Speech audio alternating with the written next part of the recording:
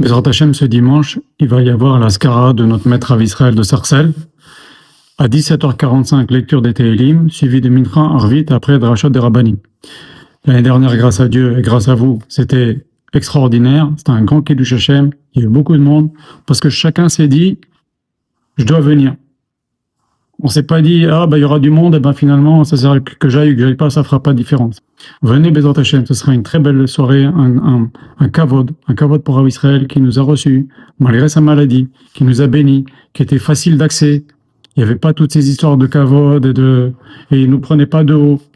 Il nous aimait, il a accepté de souffrir. Plein de fois, il m'a dit, je suis prêt à souffrir pour que les Bnei Israël ne souffrent pas.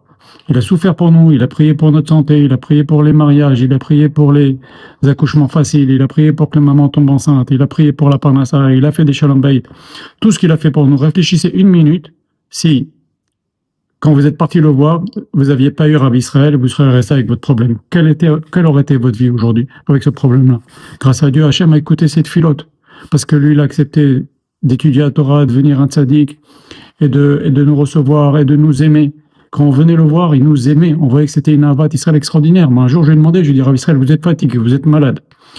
Au bout de la 15e personne qui vous demande une bracha, des fois on recevait 50 personnes le dimanche matin.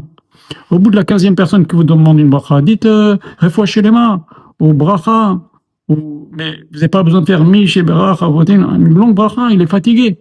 Il m'a répondu, il m'a dit, je vous le dis en français, parce qu'il me l'a dit en hébreu, il m'a dit, ils viennent me voir d'un cœur entier, alors je les bénis d'un cœur entier. Donc malgré sa fatigue, il faisait une grande bracha, une belle bracha, il disait pas bracha batzlacha, il disait une belle bracha à chacun.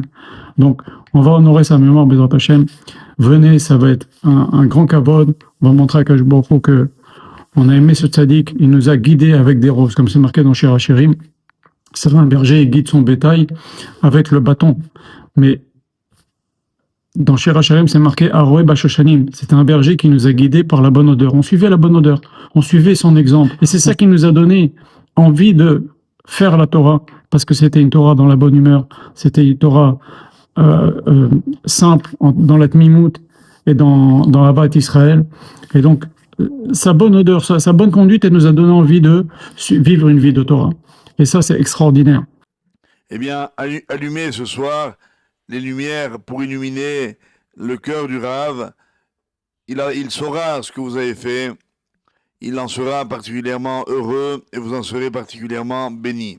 Je vous le demande du fond du cœur, persuadé que, une fois de plus, vous nous ferez plaisir à tous et vous ferez honneur à la Torah et à notre Rav. Tishkolam Mitzvot.